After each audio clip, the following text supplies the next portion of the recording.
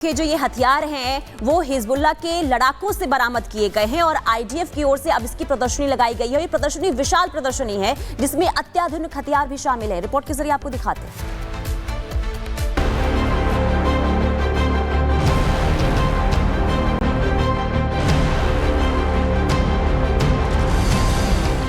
Israel में हथियारों का मेला,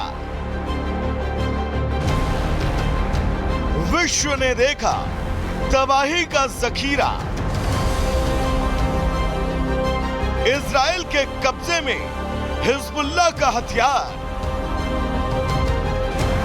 एक से बढ़कर एक मिसाइल, गाड़ियों में रखे रॉकेट लॉन्चर, बेहद नई तकनीक की तोपें और ऑटोमेटिक गन मशीन। ये तस्वीरें किसी सरकार की तरफ से किसी देश की सैन्य टुकड़ी का हिस्सा है, बल्कि इजरायली सेना की तरफ से लगाए गए इस एग्जीबिशन में जो अत्याधुनिक हथियार आपको दिख रहे हैं वो आईडीएफ ने दक्षिणी लेबनान में हिजबुल्लाह के लड़ाकों से बरामद किए हैं, जिसकी एक विशाल प्रदर्शनी आईडीएफ की तरफ से लगाई।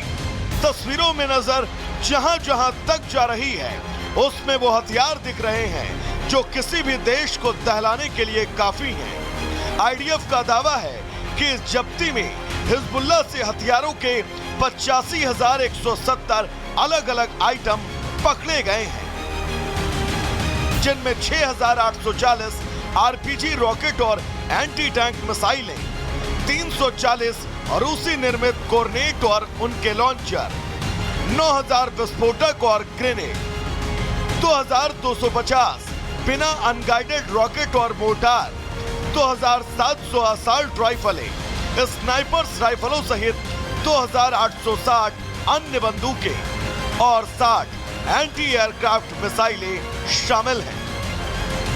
यही नहीं, इस प्रदर्शनी में हिजबुल्लाह की 20 गाड़ियां, 60,800 इलेक्ट्रॉनिक उपकरण, संचार उपकरण, कंप्यूटर और दस्तावेज और दूरबीन सहित 300 निगरानी उपकरण शामिल हैं। आईडीएफ ने जिन हथियारों की प्रदर्शनी लगाई है वो कितनी बड़ी और विशाल है, इसका अंदाजा आप इसी से लगा सकते हैं कि इन हथियारों को 30 से ज्यादा गांवों में करीब 3 महीने चलाए गए सर्च ऑपरेशन के दौरान जब्त किया गया है। हिजबुल्लाह के ज्यादातर हथियार रूस और ईरान से आते हैं और कुछ स्थानीय स्तर पर बनाए जाते हैं। आईडीएफ के सैन्य अधिकारियों का कहना है कि उनके मानक को पूरा करने वाले कुछ हथियार जैसे मोर्टार वो आने वाले समय में गहन जांच के बाद अपने जंगी बेड़े में शामिल करेंगे। एक रिपोर्ट के मुताबिक अक्टूबर 2023 से अब तक गाजा में इजरायली हमलों में कम से कम 41,870 लोग मारे गए हैं, 97,166 लोग घायल हैं। गाजा में इजराइल का सैन्य ऑपरेशन आज भी जारी है। इस बीच पिछले कई दिनों से इजराइल लेबनान में भारी हवाई हमले करता जा रहा है। Bureau report, Republic Bharat.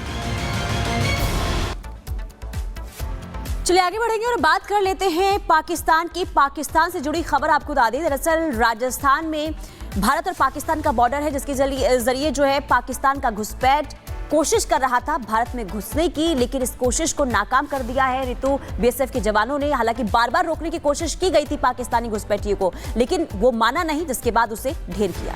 नाम इसका अब्दुल खाबर है और ये कोशिश कर रहा था भारत के बॉर्डर को लांघ करके, भारत की सीमा को लांघ करके भारत में दाखिल होने की। हालांकि यहाँ पर इस घुसपैठ को नाकाम बीएसएफ के जवानों ने कर दिया, लेकिन आज फ्लैग मीटिंग के बाद शव को जो है पाक रेंजर्स को सौंपा जा सकता है। रिपोर्ट आपको दिखाते हैं।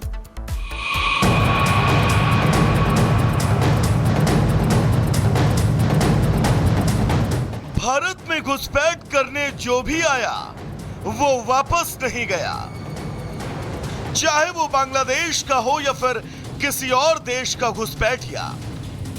लेकिन इस बार कांड किया है आतंक परस्त मुल्क पाकिस्तान ने, जिसकी नापाक हरकतों का अंजाम अब सबके सामने है।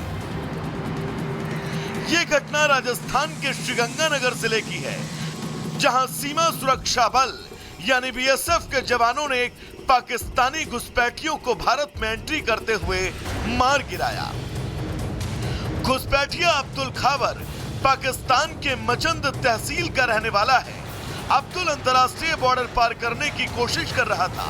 बीएसएफ के जवानों ने उसे रोकने की कोशिश की, लेकिन वो भागने लगा, जिसके बाद बीएसएफ के जवानों ने तुरंत कार्रवाई करते हुए उसे वहीं ढेर कर दिया।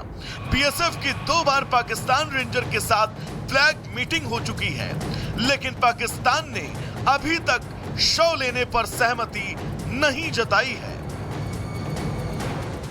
पाक घुसपैठिया के संबंध में जो अज्ञात है एफआईआर में, और हमने इस संबंध में उनकी रिपोर्ट के आधार पर एफआईआर दर्ज कर ली है और अनुसंधान जारी है। पोस्टमार्टम उसकी बॉडी का करवा दिया गया है।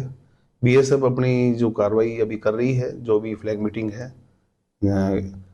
जितनी बार करती जो भी होगा, और उसके बाद में डिसाइड किया जाएगा कि बॉडी अगर वो ले लेते हैं तो ठीक है, वरना हम हमारा विधिवत जो भी काम होगा करेंगे।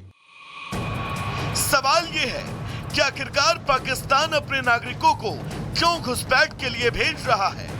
ये साफ दिख रहा है कि पाकिस्तान की हालत अब इतनी खराब हो चुकी है कि उसके नागरिक अवैध रूप से भारत में घुसने की कोशिश कर रहे हैं। पाकिस्तान बार बार कोशिश कर रहा है कि वो भारत में आतंकवाद को बढ़ावा दे सके, लेकिन उसकी कोशिश हर बार नाकाम साबित हो रही है। पाकिस्तान आज ऐसा देश बन चुका है जिसे दुनिया में कोई गंभीरता से नहीं लेता। उसकी अर्थव्यवस्था बर्बाद हो चुकी है। अब उसके नागरिक घुसपैठ के जरिए भारत में शरण लेने की कोशिश कर रहे हैं।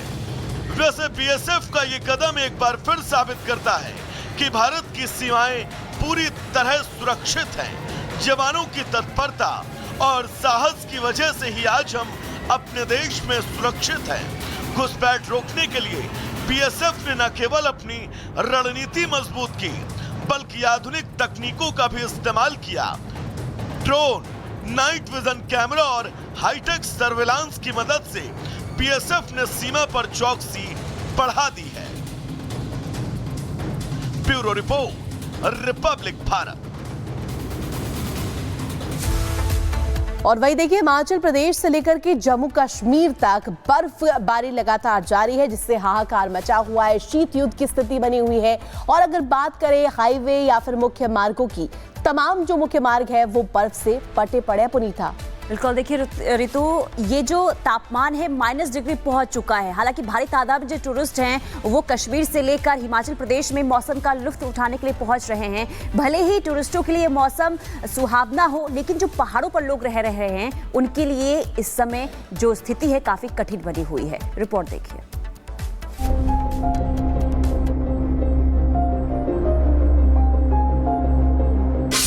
सफेद चादर से ढके पहाड़, जम्मू से हिमाचल तक बर्फ का प्रहार।